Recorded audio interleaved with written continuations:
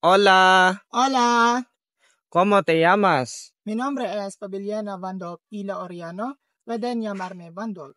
¿Qué edad tiene? Tengo 19 años.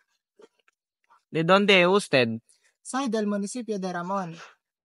¿Quién es su madre? Mi madre nombre es Paviliana María Teresa Ila Oriano. Ella tiene 56 años.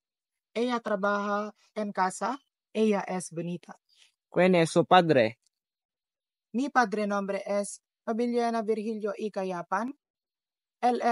Tiene 59 años. Él trabaja como mecánico de motores. Él es bonito. ¿Quiénes son sus hermanos? Tengo dos hermanas, unos hermana mayor y unos hermano mayor. Mi hermana nombre es Paviliana Verónica Ila Oriano. Ella es maestra. Tiene 31 años.